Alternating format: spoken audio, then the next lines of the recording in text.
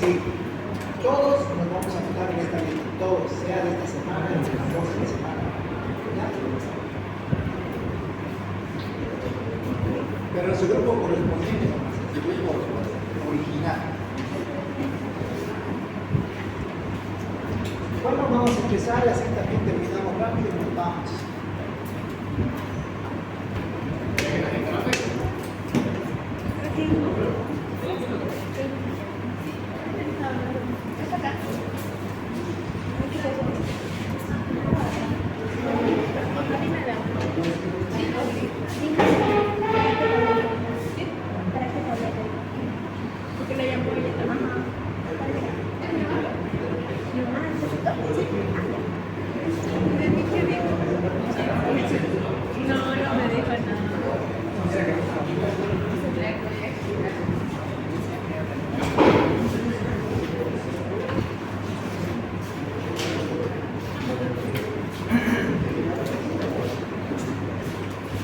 Ya, empezamos. Hoy vamos a ver lo que son las patologías quirúrgicas más frecuentes que se presentan según lo que son las estadísticas. ¿Ya? Y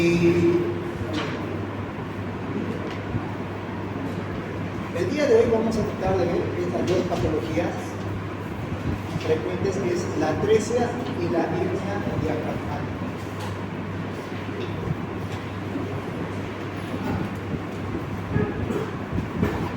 Como siempre, nos preguntamos, ¿no?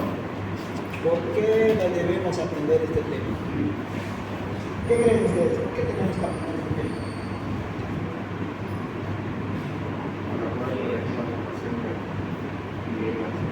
Para poder corregir malformaciones. ¿Qué más?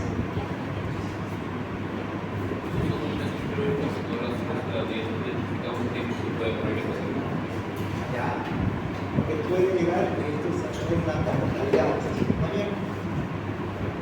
Miren, nosotros, como médicos generales, en nuestro primer trabajo que vamos a tener, en un centro de salud, en por ahí, en un hospital de primer nivel, en una provincia, ustedes van a ver que en algún momento vamos a, como dicen, recepcionar a algún recién nacido.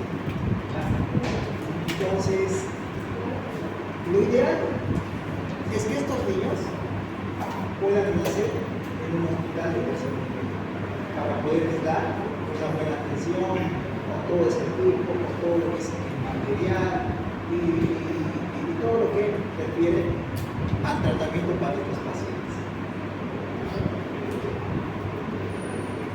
Alguna vez, pero esto no debería pasar, vamos a tener a estos niños. Por ejemplo, esta es una foto y es una foto real. Es un paciente que fue atendido en una provincia.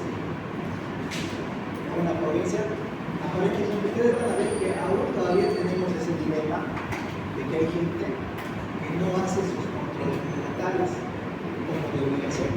Y eso pasa sobre todo en los lugares de provincias, de lugares alejados, ¿no? Donde no tiene esa opción de venir a la ciudad, a hacer su fotografía, etc. Entonces, ¿dónde van a trabajar ustedes primero? Van a trabajar en esos lugares. Y por ahí les va a tocar atender o a recepcionar a estos y digan, ¿qué hago? Entonces, en estos casos vamos a ir viendo nosotros, vamos a aprender, y el objetivo va a ser enseñar cuáles son las formas o cuál es el tratamiento que debemos nosotros hacer en ese momento, para no poder complicar más y no agravar más esta situación. Por ejemplo, miren aquí, le llenaron de compresas la música. Estará recomendada.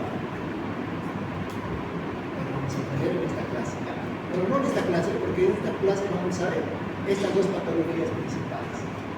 Pero por lo menos nosotros vamos a saber qué es lo que tenemos que hacer y qué es lo que no tenemos que hacer con nuestros pacientes.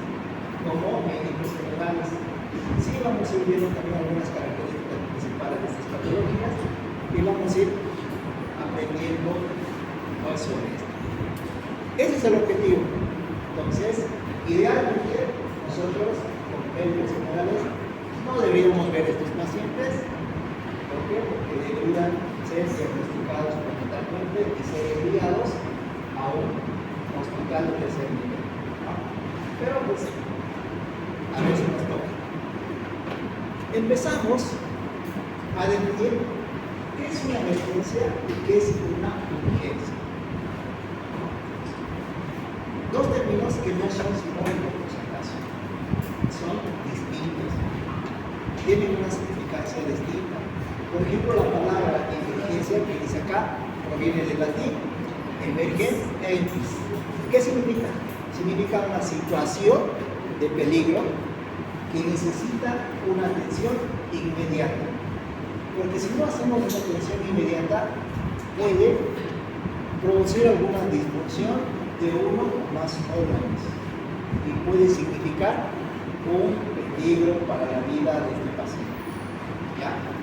Es más, podemos tener secuelas graves que pueden ser permanentes. Pues eso es una emergencia. ¿Qué va a ser una situación de urgencia? Esta proviene, como dice acá, del latín urgentia, que significa caso urgente. También es de atención inmediata, pero estos no significan un compromiso o un riesgo para la vida. Entonces, ¿qué quiere decir eso? Que nos da chance, como quien dice, en pocas palabras, de poder, como quien dice, diferir un poquito el tratamiento definitivo para esa patología o para esa enfermedad. Entre 24 horas, 48 horas, pero puede darnos, como que dice, ese tiempo. ¿Ya? Ahora, según la Organización Mundial de la Salud, ¿qué nos dice? Nos dice que la urgencia es la aparición fortuita en cualquier lugar o actividad de un problema de causa diversa y que va a tener también una gravedad variada, ¿no? Que va a generar una conciencia de una necesidad inminente de atención por parte del sujeto que lo sufre o de la familia. Entonces, ¿y qué nos dice la Academia Médica Americana? Dice que la urgencia es una condición que, en opinión de la familia o del paciente, requiere una asistencia sanitaria inmediata. Entonces, casi las dos definiciones de lo que coinciden, ¿no? Coinciden. Prácticamente, una urgencia pues, la va a definir, vamos a decir, el propio familiar. Por ejemplo, si tenemos un niño que está con una fiebre, de 39 grados, este niño también es un niño grande, ya un niño de 10 años. Para la familia va a significar un problema, va a significar una preocupación, y te lo va a traer y va a decir que es una resolución inmediata. Para esa familia, pues es una urgencia. Para esa familia va a significar ser atendido inmediatamente. Pero si nosotros les decimos, es un niño que, o es un neonato, digamos, de 28 días, justo ahí, tiene 39 grados centígrados de temperatura, será una urgencia o será una emergencia. ¿Qué dicen ustedes? Su compañero dice una emergencia. ¿Será una urgencia o será una emergencia? Como el otro niño de 10 años. De 10 años, a veces sí es una urgencia. Pero en este de 28 días, ¿qué será? ¿Será una urgencia o será una emergencia? ¿Qué dicen?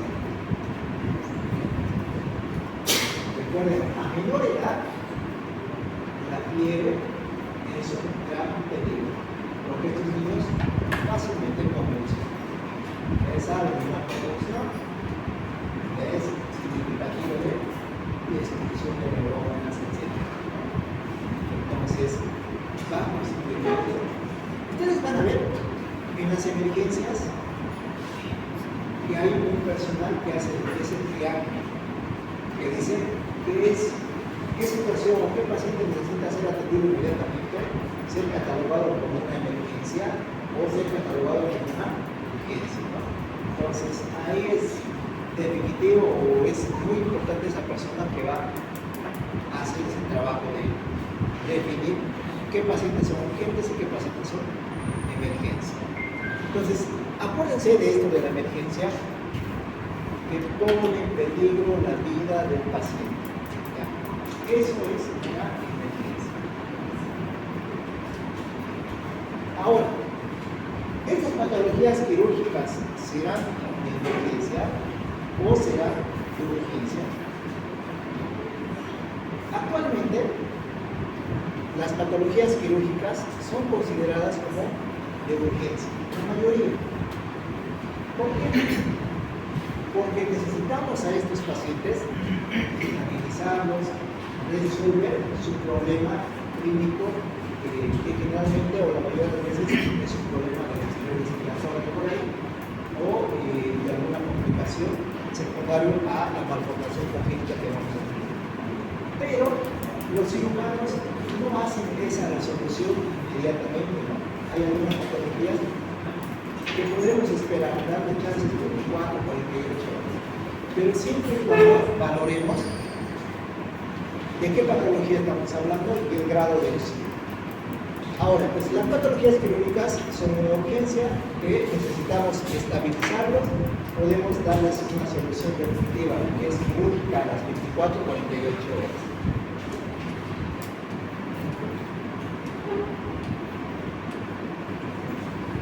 Durante la primera semana de vida vamos a tener estas patologías, una hernia diafragmática, o van a constituir una resolución durante este periodo.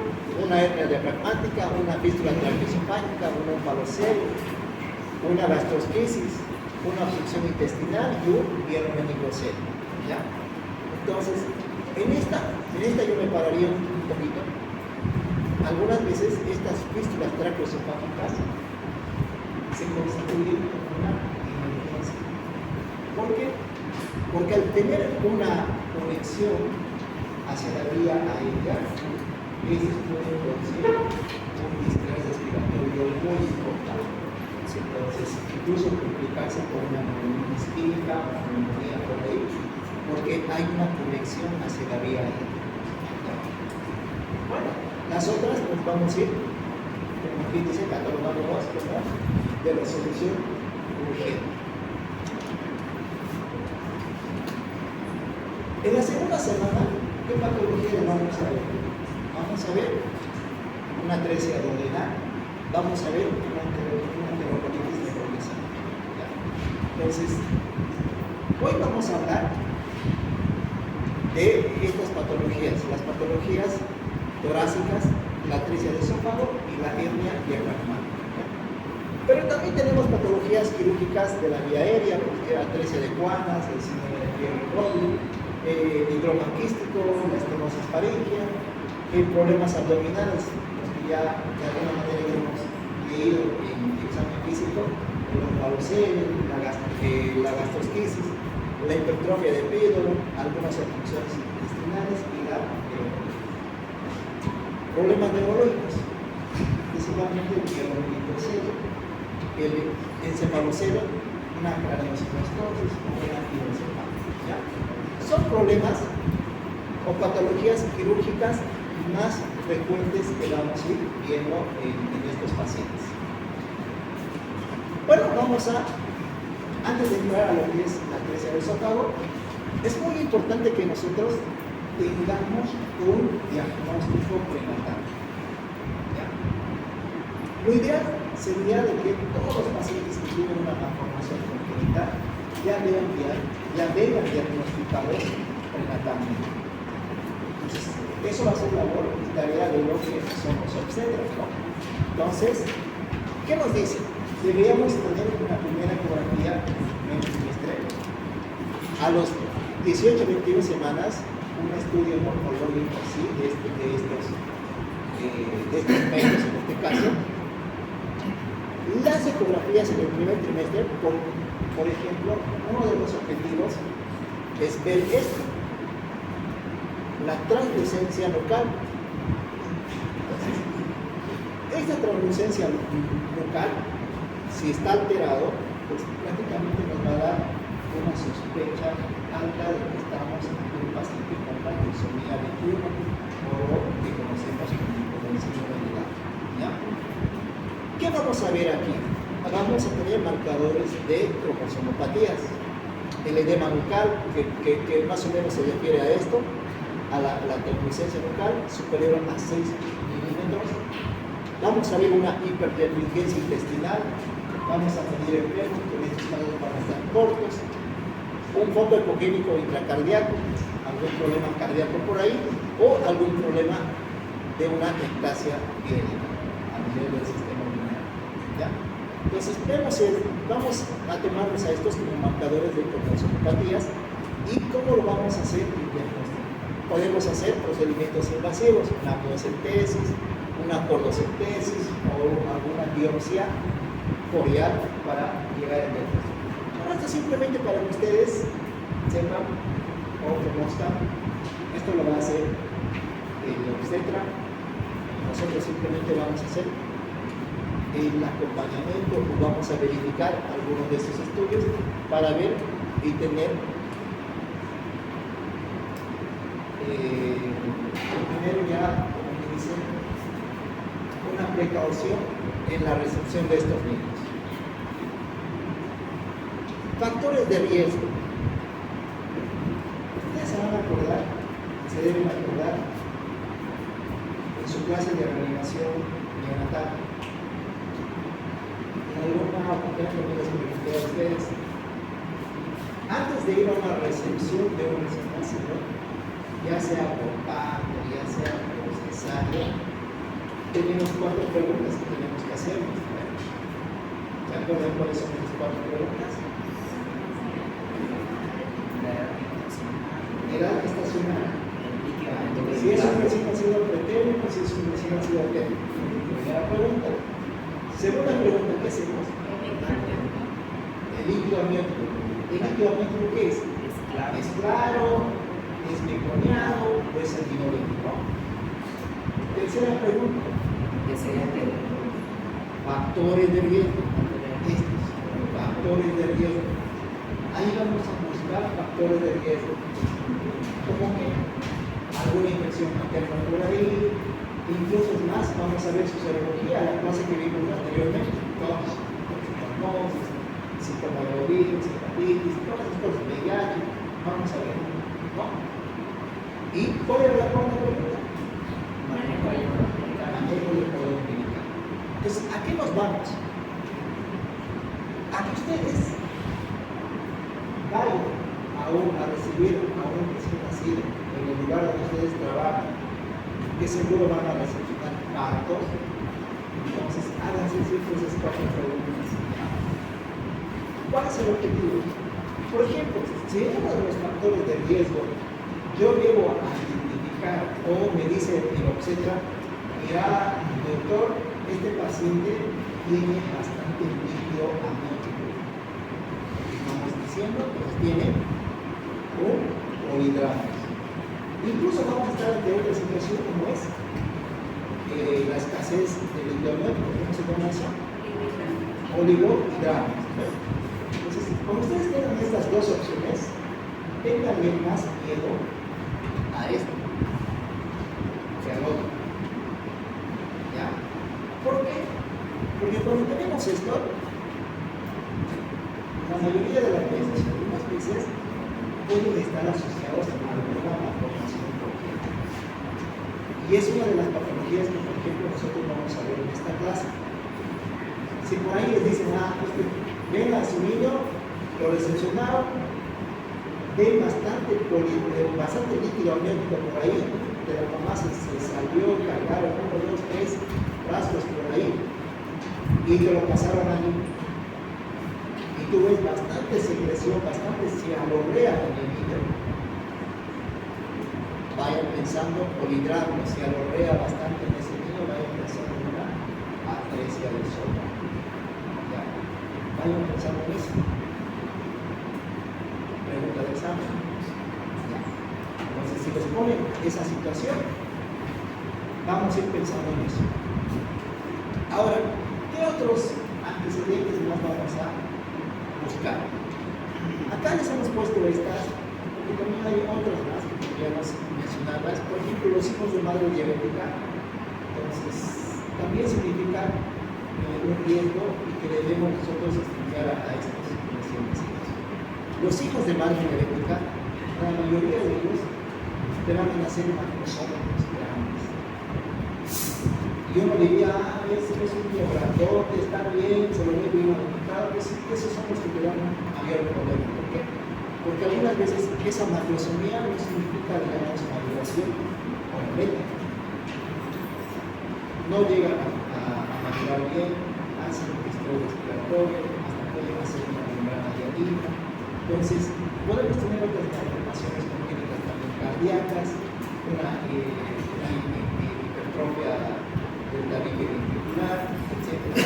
Pues a estos pacientes, si vamos a ir viendo algunas malformaciones congénitas por ahí, o algunos de estos factores de riesgo, y vemos alguna malformación congénita, vayamos a buscar todas estas patologías, hagamos un rastreo de lo que se llama baja TER.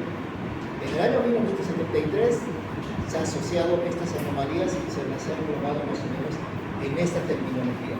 La B, problemas vertebrales; la A, de anomalías renales o malformación anomental, como se llama; cardíacos, traqueales, esofágicas, problemas renales; y la parte de lo que es L, de lo que son las extremidades. Vamos a ir buscando estas malformaciones congénitas que podrían estar asociadas cuando tengamos o estos problemas que vamos a ir mencionando. Ahora, ¿cómo se van a manifestar estos pacientes? Vómitos, distensión abdominal, algunas veces va a haber ausencia de las deposiciones, de las evacuaciones o disminución de las mismas.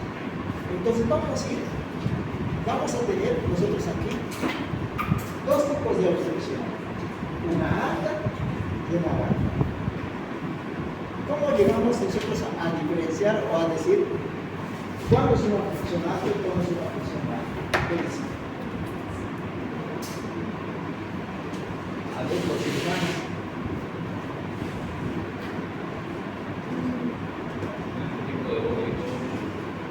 Hay una estructura, ¿no? Hay un componente que es arriba de esto es obstrucción intestinal alta y abajo de esto es obstrucción intestinal alta.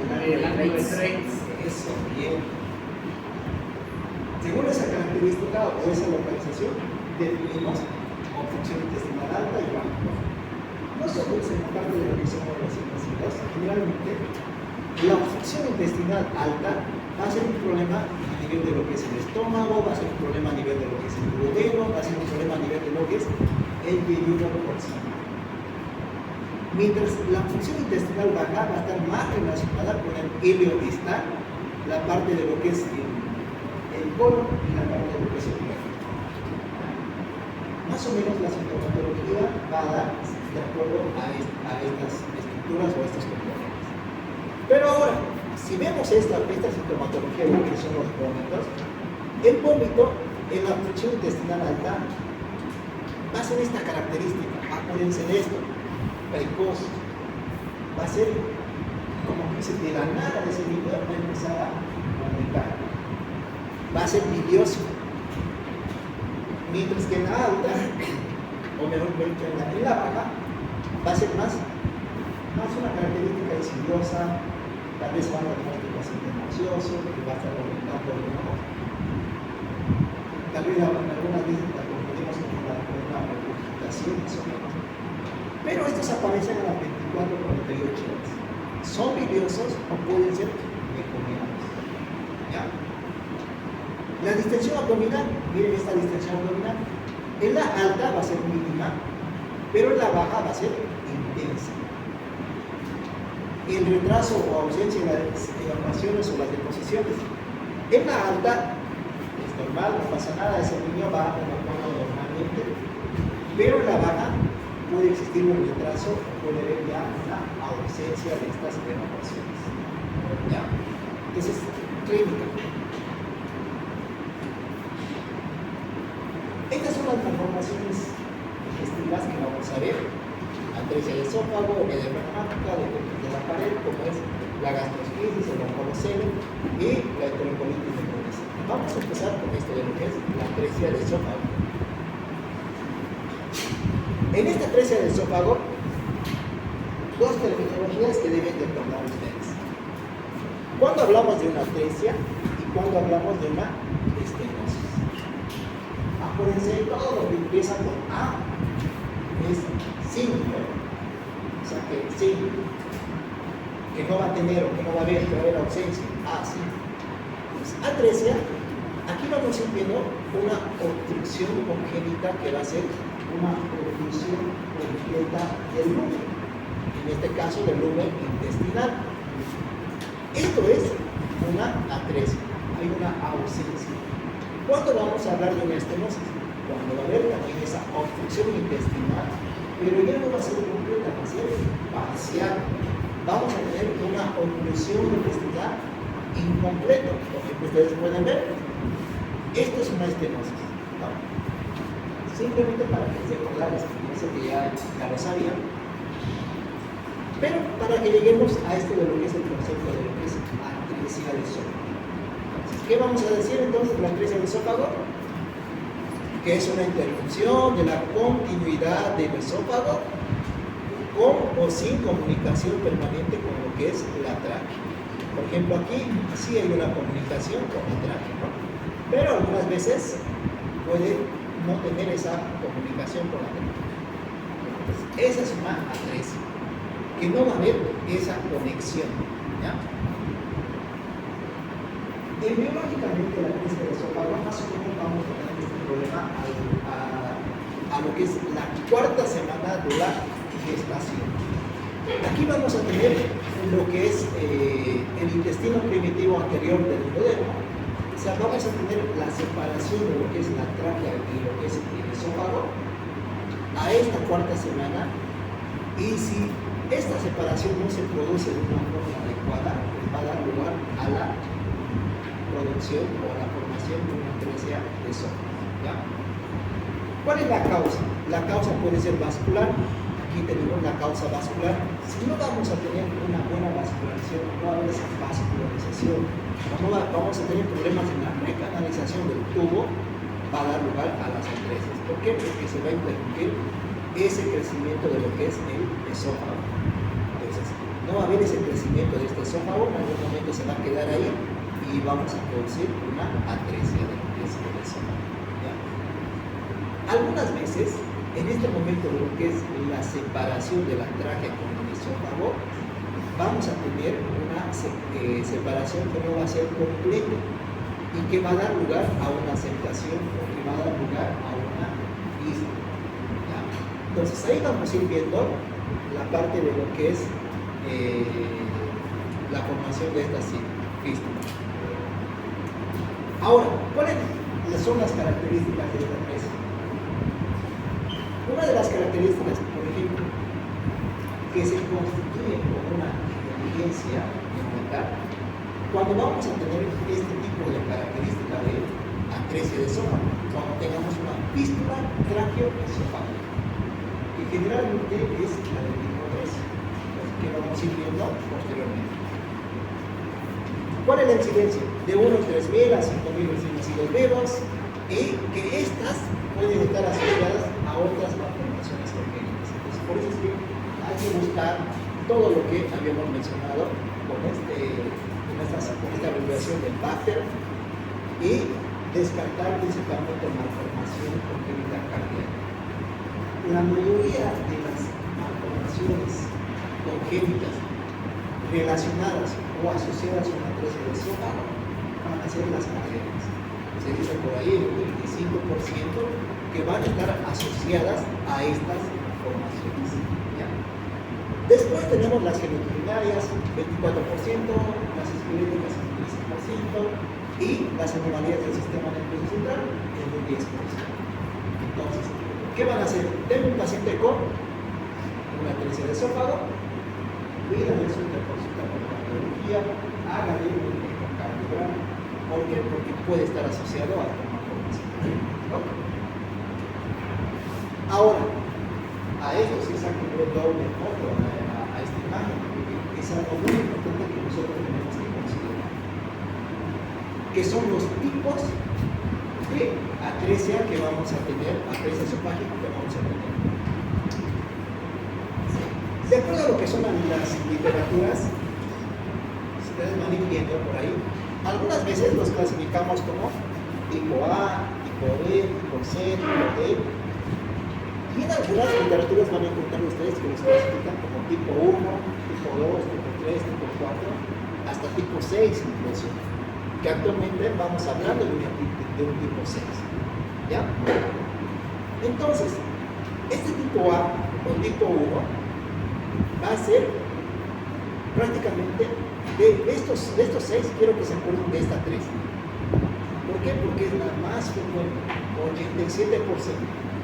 Del segundo que nos vamos a acordar va a ser el tipo 1, que representa el 7 a 8%. Es la segunda forma de presentación. Y en los exámenes les ponen esto, la H por ahí, que es el de tipo 5, del 4 a 5%. Ahora, ¿qué significa esto? ¿O por qué tenemos que saber qué tipo de atresia esofágica tenemos? Según el tipo que vamos a identificar, vamos a tener una sintomatología en el paciente, la gravedad del paciente, según el tipo de. Las que van a estar como que dicen más características por ahí, no van a dar mucho problema, son aquellas que van a presentar esto. ¿Cuáles? Primero vamos a describir cuál es la característica del tipo A o del tipo 1. Ven ustedes aquí, todo lo que es la parte superior es la parte proximal. Todo lo que está por debajo aquí es la parte distal, ¿ya? Para que podamos entender y podamos, como dice, no memorizar así y saber simplemente con el dibujito decir qué tipo de característica es. Por ejemplo, este tipo 1 tiene o es una atresia sin fístula. Atresia tanto proximal, atresia tanto distal. ¿Tiene fístula o no tiene fístula? No hay ninguna conexión con la tráquea. La fístula es la que va a estar relacionada a la vía aérea, a la parte de lo que es la tráquea. Pero aquí no tenemos. Pero una de las características de este tipo 1, que es la gran separación que tenemos. Miren, estos cabos están bien distantes. La mayoría de las veces, incluso si uno cuenta lo que son las vértebras, damos 1, 2, 3, es más de 3 espacios de vértebras por ahí. Y la resolución de estos casos no es inmediata, o sea, no es en un solo tiempo, van a ser varios tiempos. Entonces, pues aquí ya nos va a definir. ¿Qué problema va a tener este paciente? Pues vamos a ir de acuerdo a lo que es. Si no tiene fístulas, probablemente no les dé mucho problema respiratorio. Entonces van a ser más o menos asintomáticos. Los pacientes nos vamos a dar cuenta cuando coloquemos una sonda, etc. Ahora, el tipo 2 o el tipo B o el tipo 2, que es del 1 a 2%, ¿cuál es la característica? Vean, este paciente ya tiene una fístula, ¿eh? Entonces tiene una fístula, ¿de qué tipo? Proximal. Acuérdense, está aquí arriba. Fístula proximal. Y la atresia es la atresia distal. ¿No? Tenemos una atresia distal. Bueno, en realidad también tenemos una atresia, no sé si podemos llamarla atresia proximal, porque como ya tiene esa conexión a la parte de lo que es la vía superior, o la tráquea, pues más o menos la atresia significaría más una atresia distal, ¿no? La del tipo 3. Ahora, la del tipo 3, acuérdense de esto. Pregunta, ya saben, para marcar y todo eso. ¿Cuál es la atresia esofágica más común en los pacientes? Miren ustedes, la de tipo 3, que representa un 87%. ¿Cuál es la característica de estos? Vean ustedes, aquí vamos a tener una atresia proximal, arriba, una atresia esofágica proximal. Y vamos a tener una fístula, es una fístula distal, lo que están viendo desde aquí abajo. Una fístula distal, y acuérdense que es la más frecuente, ¿ya? Estos pacientes son los pacientes que se complican muy feo. ¿Por qué? Porque estos pueden hacer una regurgitación de todo lo que es el contenido. Miren, todo este contenido puede fácilmente ir a la vía aérea. Y si se va a la vía aérea, ¿qué va a producir? Obviamente va a producir estrés respiratorio, dificultad respiratoria.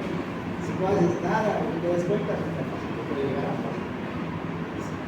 Hacen una neumonía isquémica. Entonces, por eso es que nos acordamos de esto. Ahora, el tipo 4, que es solo el 1%, ¿qué tiene? También tiene dos características. Tiene esta con doble fístula, ¿eh? Fístula proximal y fístula distal. Tiene doble fístula. Acuérdense de eso. Ahora, el tipo 5, prácticamente esta que es característica, la que hace esa forma de H, va a ser el 4 al 5%. ¿Y qué tiene? ¿Cuál es su característica? Tenemos las fístulas, ¿verdad? Ahora, esta casi no, en algunos libros sí las van a encontrar como tipo 6, pero vamos relacionando más, no como un tipo de atresia, ¿no? ¿Qué sería esto? Una estenosis esofágica, ¿ya? Una estenosis esofágica, miren, no tiene ninguna conexión con la parte de la vía aérea, y pues estos pacientes se van a manifestar tal vez con un reflujo gastroesofágico por ahí, o finalmente con ese problema, ¿no? ¿Sí? Y vamos a ir viendo qué más.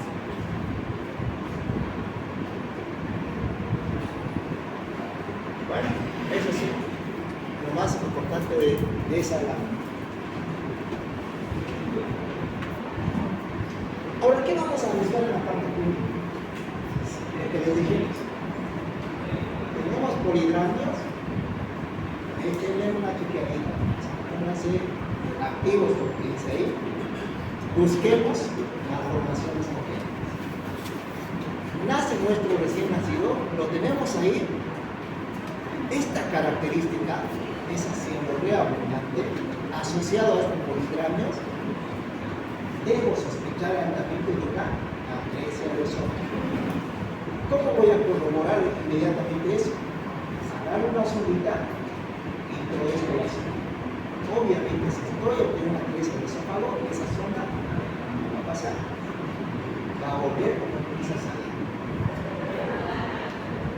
Pacientes con una regurgitación de alimentos, crisis de sofocación con disnea, presente con una cianosis, buscar también o descartar una atresia esofágica. Ustedes han visto, tenemos varios tipos de estos de atresia esofágica. En el cual nosotros vamos a tener esa clínica, ¿no? Podemos tener respiratoria y podemos tener digestiva.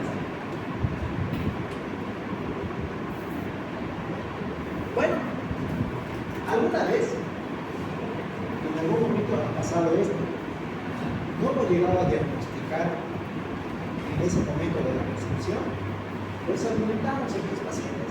¿Qué hacen estos pacientes? Se atragantan, vomitan, tienen crisis de sofocación con tos, tienen un abdomen excavado y presentan signos de dificultad respiratoria y hacen una neumonía. Quiero que se acuerden de esto. De acuerdo a la fístula, vamos a tener clínica de estos pacientes. Por ejemplo, si la fístula de acá va a ser, digamos, proximal, aquí arriba, proximal, este paciente se va a manifestar con un problema respiratorio, cianosis, va a tener atragantamiento en las tomas de leche, etc. Si la fístula es proximal. Si la fístula es distal, que viene de aquí abajo, que viene de aquí abajo, como hemos visto, en la etapa 1, vamos a tener No, en la etapa 1 no tiene fístula, en la etapa 1. ¿Cuál es la que tiene fístula distal? ¿Qué tipo? La 1, la 2, la 3, la 4, la 5, ¿cuál tiene? Distal. La 3, ¿ves? La 3 que va de abajo. Estos pacientes, ¿qué van a tener? Van a hacer una distensión abdominal. Aquellos pacientes que no tienen fístula, vamos a ver un abdomen plano, un abdomen excavado. De acuerdo a eso, más o menos lo vamos a relacionar. A este paciente probablemente tenga fístula, no tenga fístula. ¿Cómo vamos a ver nosotros o relacionar la otra diapositiva? Vamos a ver cómo vamos a ver la radiografía. Pero antes de eso, ya tenemos a nuestro niño, le puse la sonda nasogástrica, esa sonda nasogástrica o orogástrica por ahí, va a ser imposible que vaya a pasar y vamos a tener este enrollamiento en bolsón o enrollado por ahí y lo que es esta sonda. Miren, acá no pasa, hace esa forma de U. Y tú mismo lo vas a ver en tu sonda ahí, saliendo de mínimo, lo ves ahí. Y por detrás y tú lo ves. Bueno, quiero confirmar, hago una radiografía de tórax. ¿Qué voy a ver en la radiografía de tórax? Obviamente la sondita enrollada. Voy a ver aquí igual aire infradiafragmático por ahí, que va a ser una fístula en el bolso inferior. Si no va a haber aire intestinal, va a haber una ausencia intestinal, vamos a pensar en una atresia del tipo A o tipo 1, que va a ser sin fístula. Y vamos a pensar también en una presencia de neumonía o una atelectasia cuando tengamos algún problema o alguna fístula por ahí. Aquí se puede ver esto. Miren, por ejemplo, aquí vean ustedes, esta es una atresia de esófago con fístula distal, ¿ya? Donde vamos a tener aire a nivel abdominal. ¿Qué dijimos que estos pacientes tienen el abdomen distendido? En este caso, tenemos una atresia esofágica sin fístula, no hay fístula, es cerrado. ¿Qué vamos a tener? Un abdomen plano, excavado, ausencia de aire, no hay aire, o ven aire ustedes aquí. El aire se manifiesta con este color así como que es negro, así. Entonces, veremos acá, nada, no hay aire. El tipo 3, o mejor dicho, la fístula traqueoesofágica en H, ustedes ven aquí el H, igual aquí vamos a ir viendo esa característica. Si tiene conexión a la tráquea, obviamente vamos a tener algún problema respiratorio, cianosis, etc.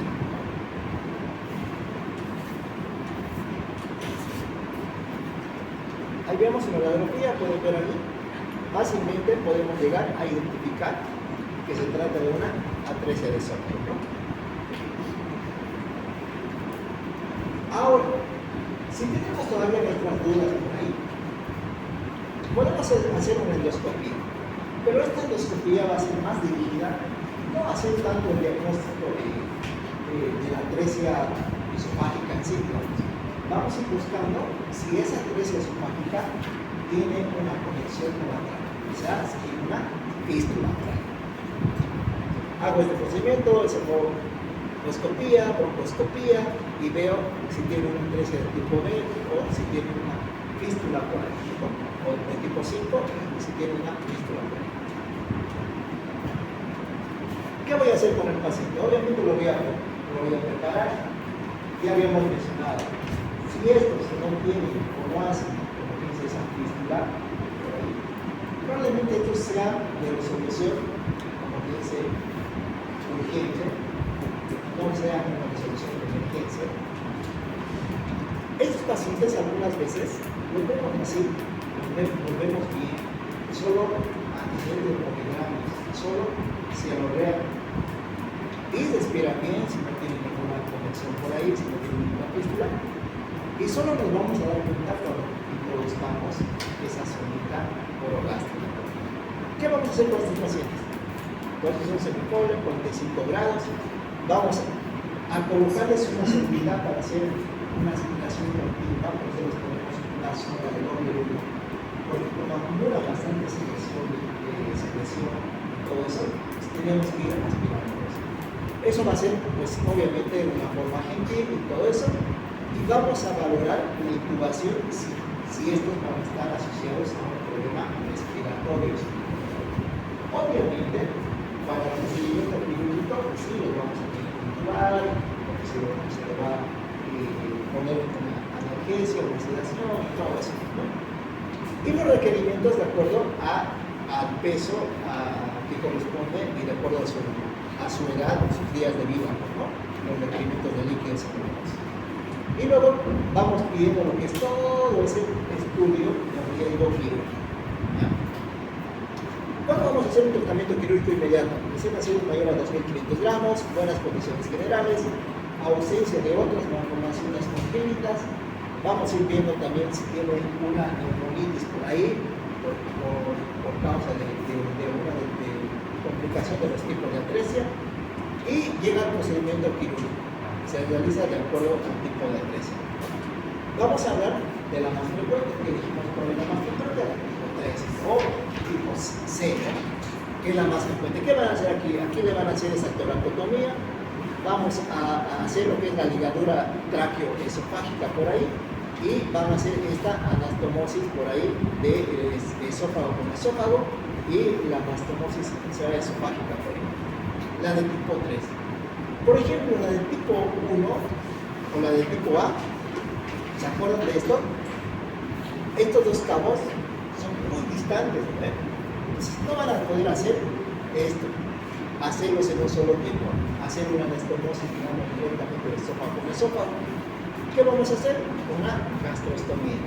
La gastrostomía prácticamente va a ser como un modo de alimentación para estos recién nacidos. La cirugía definitiva se va a diferir para otros tiempos, ¿no? Entonces, ya el cirujano pediatra lo define eso. Y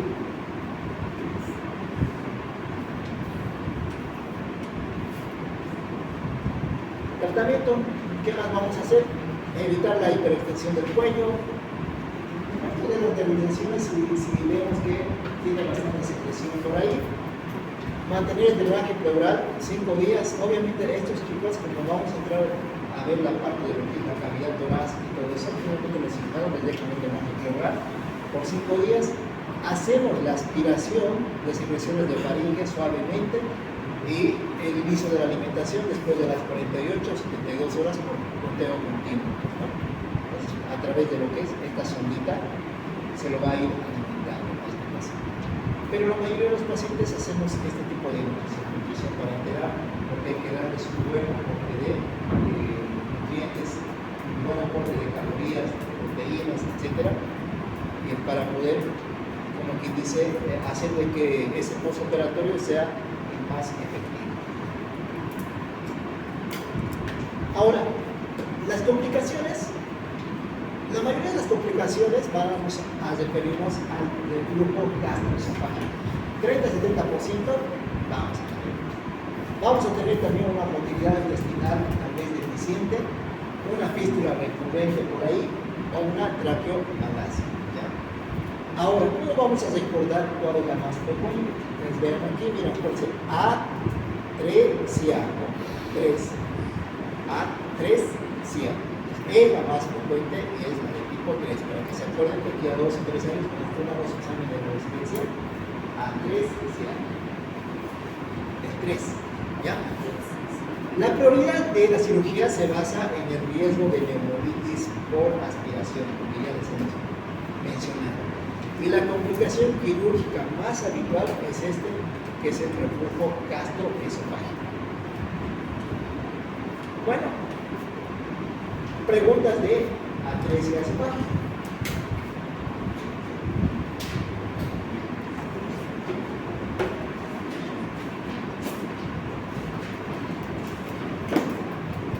¿La pregunta? Bueno, vamos a ver, este tema de la hernia diafragmática es complicado. ¿Qué dice la hernia diafragmática? Ustedes ven, mira, este huevito está bien bonito. toda la cavidad o todo lo que es el contenido abdominal se va a pasar a la parte de la cavidad torácica. ¿A través de qué? A través de una abertura, un agujero que vamos a tener por ahí, que va a estar en el diafragma. Entonces, hoy vamos a ir viendo esto.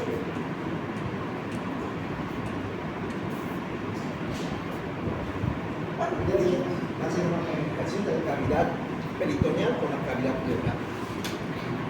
La mayoría de estos defectos, aquí, este problema de lo que es la hernia diafragmática, ¿es una emergencia? Sí es una emergencia, y sí es una urgencia. Emergencia en el sentido de qué? En el sentido más de la parte médica o de la parte fisiológica. Estos pacientes nacen con un importante distrés respiratorio posteriormente al nacimiento. Entonces, estos pacientes tienen que ser compensados y evitar de que hagan una hipertensión pulmonar, que es lo que generalmente los termina con ese eliminar a nuestros pacientes. Esa complicación de hipertensión pulmonar es lo que va matando a estos pacientes. Entonces, por eso es que se constituye clínicamente o médicamente o fisiológicamente una emergencia de resolución. Pero si hablamos de la parte quirúrgica, prácticamente es una urgencia, porque puede ser en peligro esa resolución quirúrgica. ¿Ya? Ahora, la incidencia por los 2.000 hasta 5.000 recién nacidos vivos. Mortalidad 30-60% de mortalidad. ¿Pero por qué se mueren los pacientes? Por esta hipoplasia. ¿Ya? Entonces, vean ustedes acá, prácticamente una de las estructuras que comúnmente se va a llegar, que dice, a tener o a presentar ese defecto. Aquí tenemos lo que es el diafragma. Este diafragma, ustedes saben, es una pared que va a separar la parte abdominal y la parte torácica. Esta membrana tiene una parte anterior y una parte posterior. La parte posterior izquierda, posterolateral izquierda, es la que generalmente se va a llegar a afectar, es el 85%, y es esta la que vamos a tener. Por eso se llama, y esa hernia se llama la hernia de Bogdaler. ¿Ya? ¿Qué va a hacer esta hernia? Miren, ustedes pueden ver aquí el intestino. ¿Qué hace el intestino? Está comprimiendo a los pulmones. Está haciendo que las estructuras del corazón se vayan al lado contralateral, al lado derecho. Pues ha habido casos donde uno lo escucha y dice, este está con una defifocaria por ahí. Pero sin embargo está existiendo este empuje contralateral de estas estructuras. Ahora, el hígado también puede estar el hígado en esta cavidad, la cavidad torácica, parcialmente, y podemos tener prácticamente ese defecto. ¿Qué más?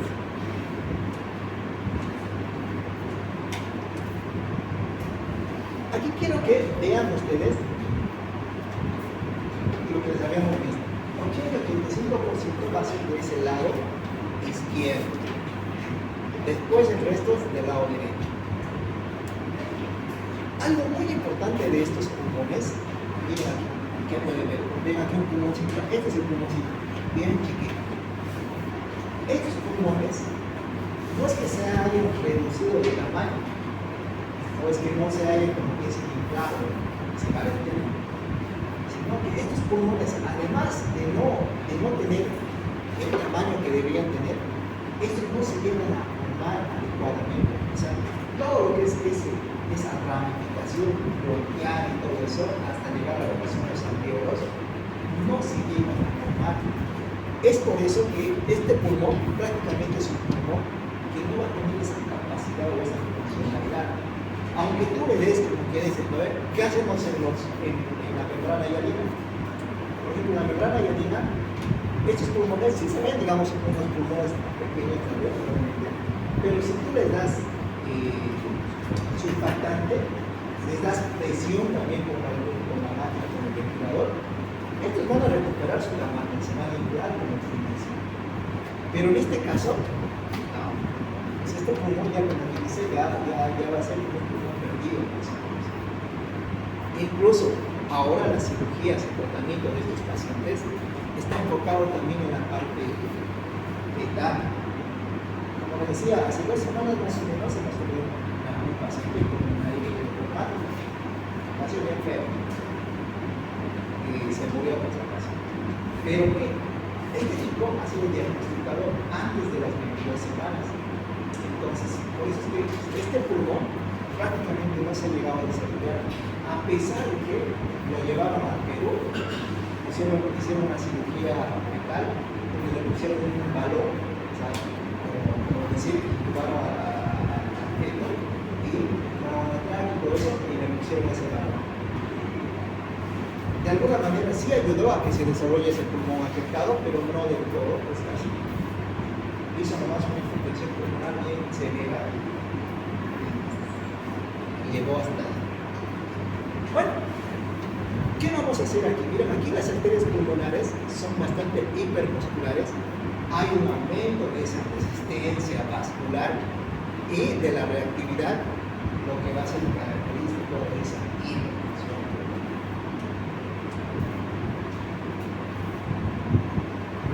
Lo que habíamos estado hablando. Miren, aquí tenemos los distintos tipos de hernias.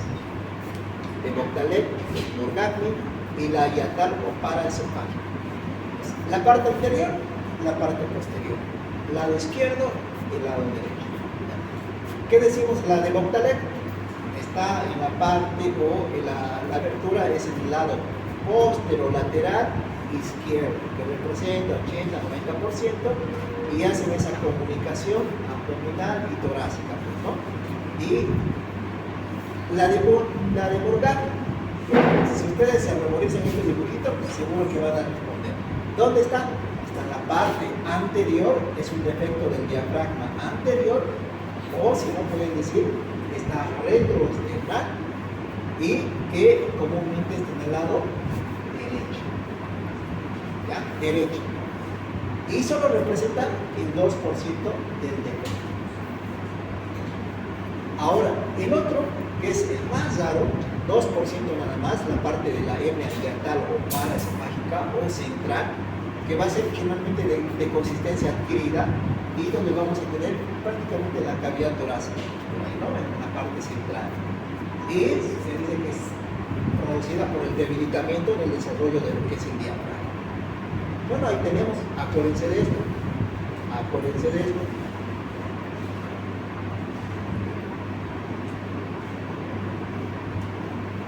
Bueno, lo mismo. La hernia de Monctalet, hiatus, la parte de lo que es las hernias de Morgagni, pues por si acaso. Podemos tener tanto de derecho, o mejor dicho, derecho como izquierdo. Entonces, el lado izquierdo es lo más común, ¿verdad? Diciendo que del lado derecho no hay eso. Sí hay, pero es menos frecuente. Vean ustedes lo mismo. Les ponemos a colocar. Seguramente vamos repitiendo estas diapositivas para que ustedes recuerden. Sobre todo hagan una fotografía como quien dice visual y así vayan recordando y no estén memorizándose el concepto o la definición de esto. De acuerdo a esta memoria fotográfica, ustedes fácilmente van a deducir cuál es el significado o cuál es su forma de descripción de estas estructuras. Ahora, ¿qué vamos a tener en la parte clínica? ¿Qué dijimos? Miren, este pulmón es hipoplásico. Como va a ser un pulmón hipoplásico, no se ha llegado a desarrollar, obviamente no va a tener esa funcionalidad. Vamos a tener un déficit del agente tensoactivo. Vamos a tener una desviación del mediastino hacia el lado contralateral.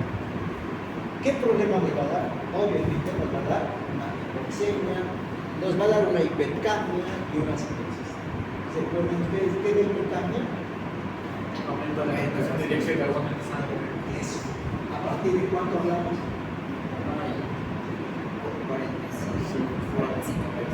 45.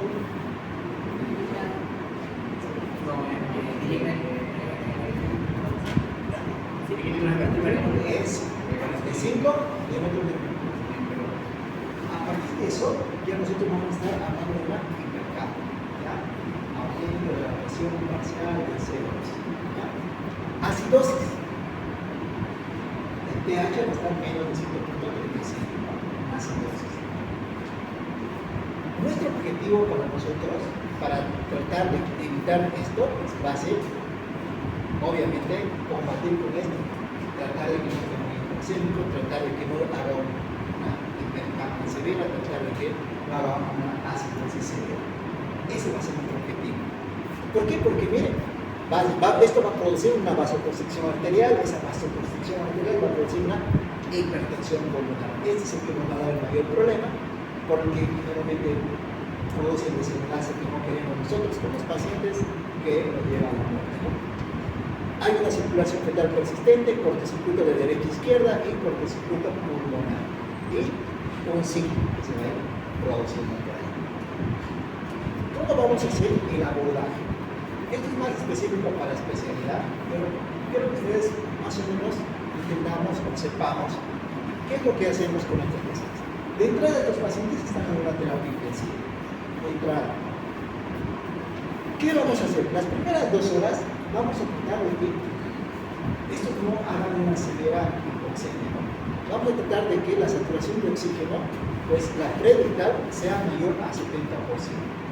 Por si acaso, la saturación, tenemos una saturación preductal y una saturación postductal.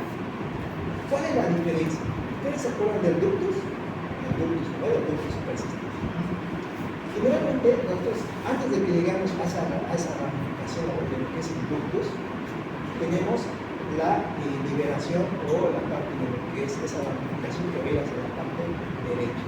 Por eso es que decimos saturación preductal. Pero ya después de la postductal, ya va a ser el lado izquierdo por ahí, ya no vamos a tener una saturación como que se bien con fiebre o que sea específico de la saturación central. ¿Ya? Por eso es que, vean ustedes, ¿dónde está el saturómetro? Por aquí, está en el lado derecho.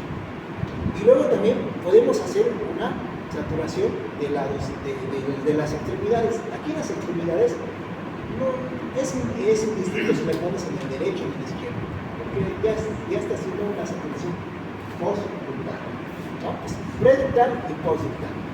Aquí vamos a tratar de mantener que esa saturación de oxígeno sea mayor al 70%.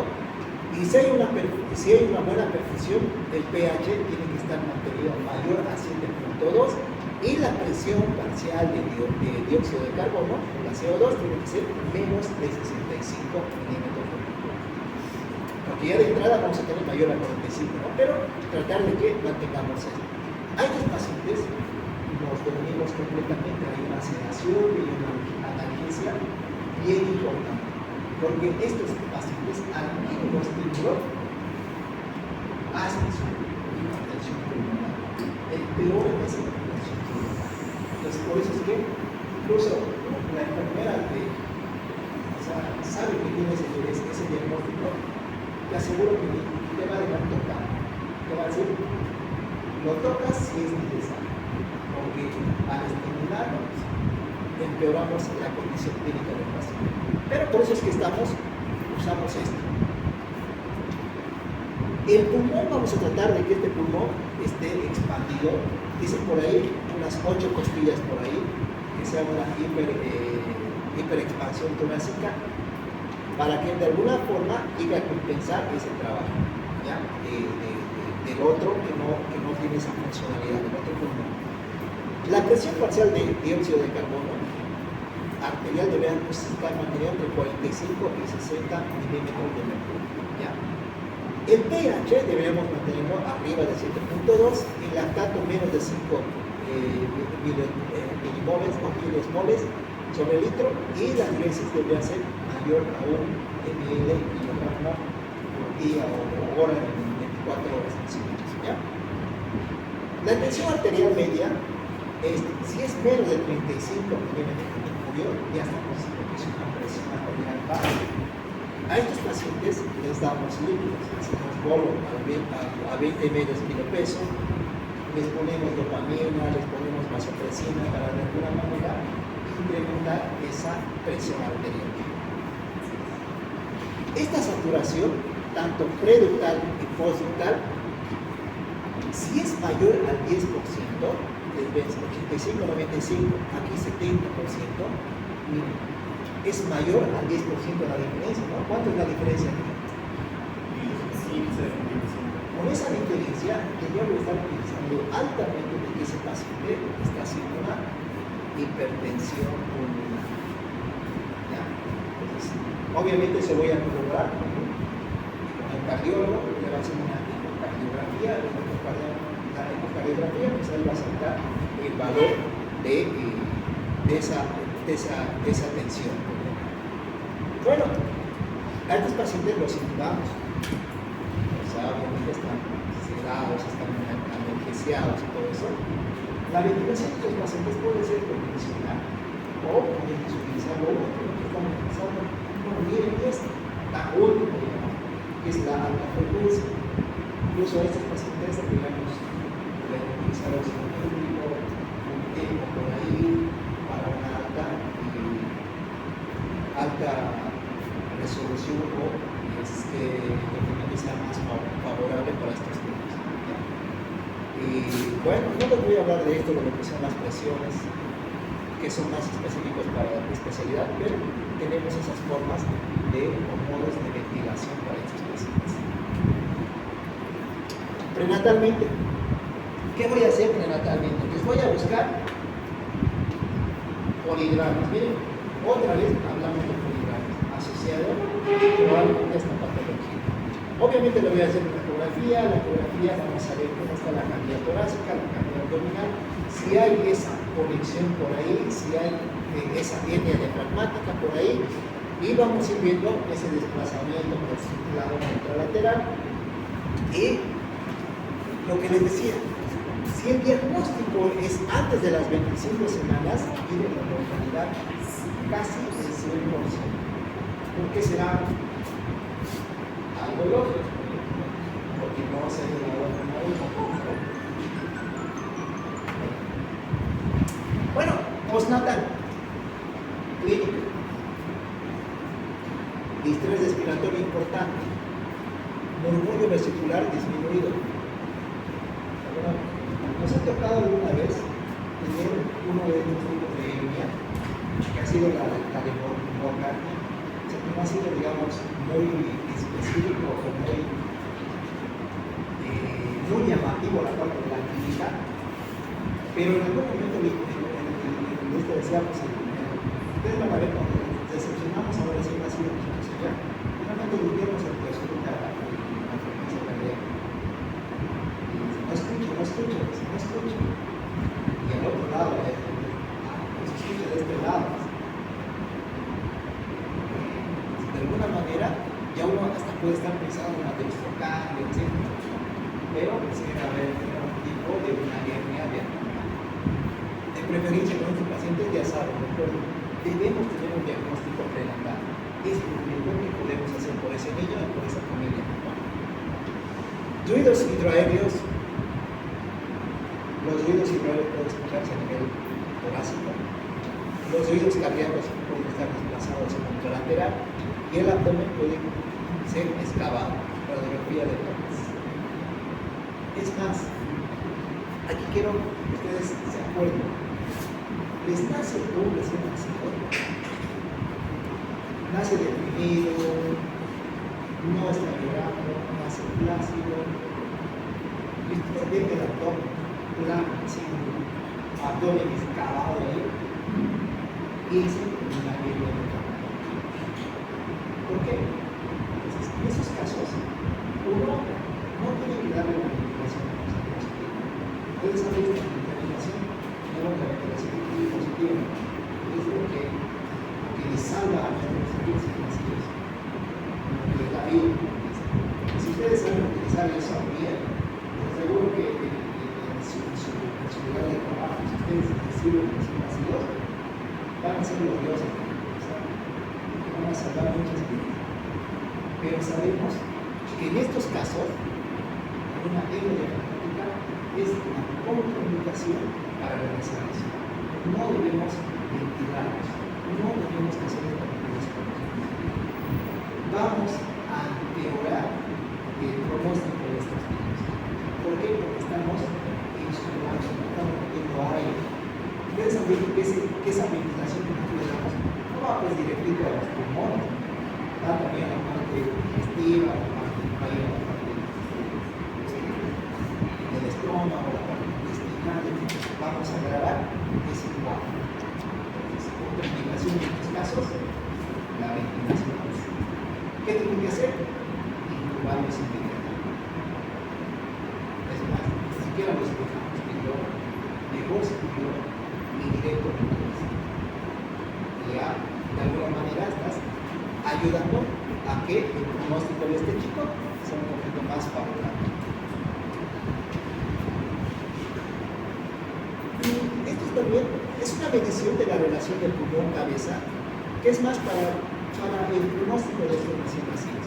Si es menos de 0.6, tiene un mal pronóstico, pero si es mayor a 1.35, tiene un buen pronóstico, una alta supervivencia, ¿ya? Simplemente, pero eso lo van a hacer los obstetras y que vamos queriendo de esa forma de resolución.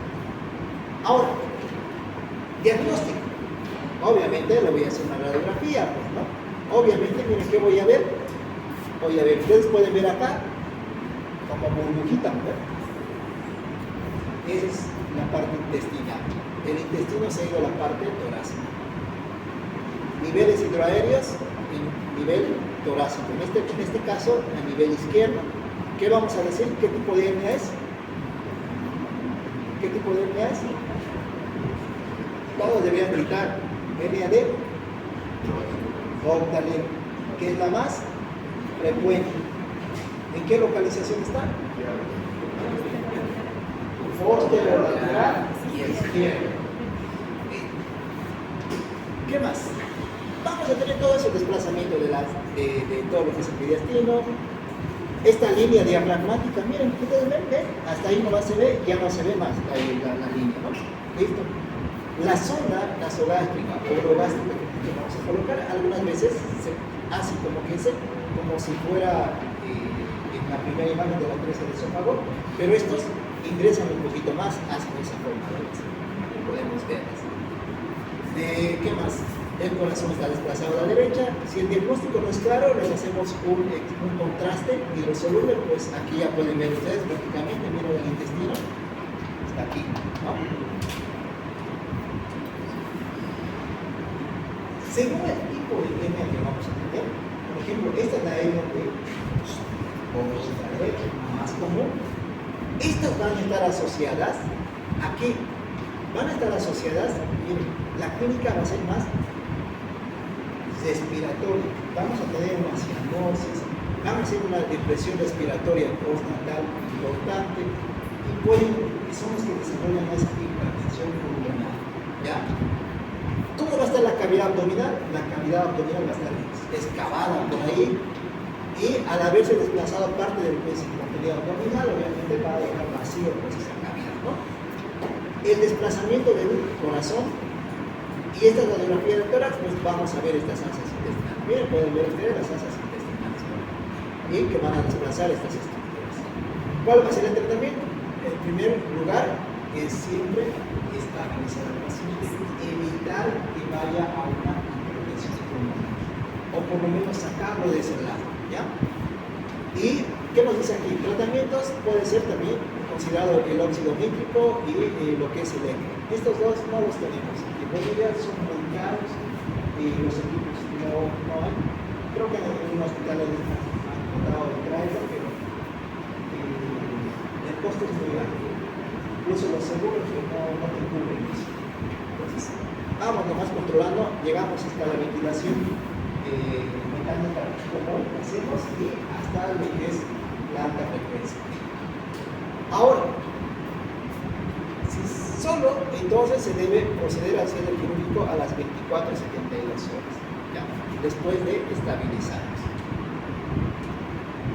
La hernia de Morgagni, ustedes vean prácticamente esta hernia de Morgagni, que es menos frecuente que la anterior. ¿Qué sintomatología va a tener? Esta va a tener una sintomatología de tipo gastrointestinal. ¿Ya? Entonces, ¿qué dijimos que esta es? Es una hernia paraesternal, diafragmática anterior o retroesternal, ¿eh? Que van a estar frecuentemente en el lado derecho. Frecuentemente. Suele ser asintomático, diagnosticado de forma incidental, diagnóstico por radiografía y el tratamiento pues, es quirúrgico.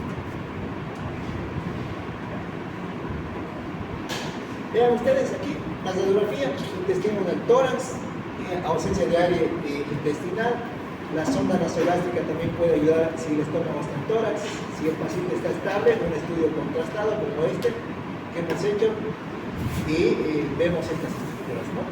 Y ahí vemos lo que es prácticamente un solo pulmón y prácticamente aquí podemos ver ese lado del defecto, ¿no?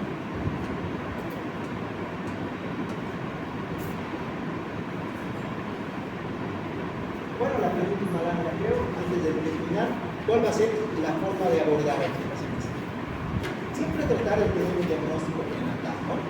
Si tenemos un diagnóstico prenatal, debemos hacer un carotipo, lecitina, esfingomielina, la medición de esos componentes, prepararlo a nuestro paciente para que cuando salga no tengamos ese problema de la maduración pulmonar. Pues le vamos a madurar pulmonarmente, entonces evitar que haga una membrana leonina, por ejemplo. Evaluar el parto si es normal versus cesárea. En este caso, pues vamos a, lo ideal es llevarlos a una cesárea programada para que todo el equipo esté ahí y se pueda, como se dice, dar una buena recepción a este recién nacido. Después del nacimiento, mira lo que les dijimos, inmediatamente debemos aislar la vía aérea, tratar de que no llore, es más de que no respire, como que dice, el oxígeno no lo va a estimular, directamente te lo va a pasar y lo intubar, ¿ya? Y contraindicación del oxígeno por bolsa manual, o sea, contraindicación de darle ventilación a presión positiva. Sonda nasogástrica y medir la oximetría. Esto ya se maneja más con terapia, pero para que ustedes simplemente la conozcan, no los vamos a preguntar esto, pero dar un buen aporte de líquidos, la ventilación, tratar de que manejemos unas presiones ventilatorias bajas, con tiempos de inspiraciones cortos, de 0,1 a 0,2, de presiones de PEP de 1 a 2, y las frecuencias respiratorias sí las vamos a mantener altas y que por lo menos lleguen a una buena saturación, ¿no? Finalmente casi no tenemos la saturación al 100% por ese problema de que no tenemos un pulmón por ahí que está funcionando, ¿no? Objetivo de nuestra ventilación y todo eso va a ser que tratemos de llevarlo a lo contrario, ¿no?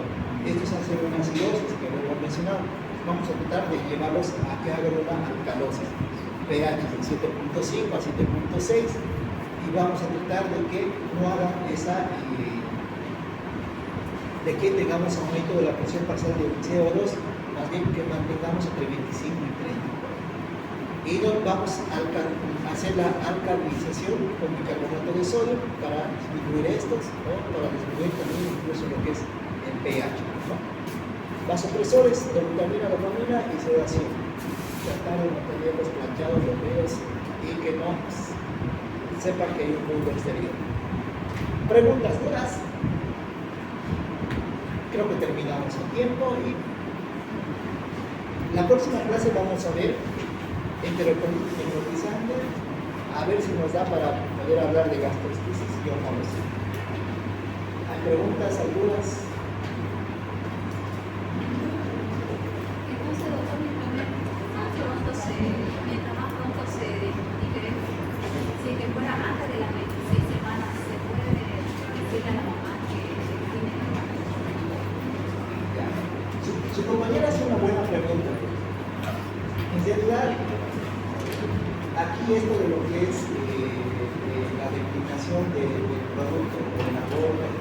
dice, pues, ustedes saben que Bolivia no está regulado, todo eso, y se deja pues progresar, ¿no? Pero lo que nosotros podemos hacer en estos casos es darles otra perspectiva. Por ejemplo, lo que sucedió con este paciente. Esta señora, al ser diagnosticado antes de las 22 semanas, y eso la diagnosticaron a las 24 semanas, recurrieron a una cirugía.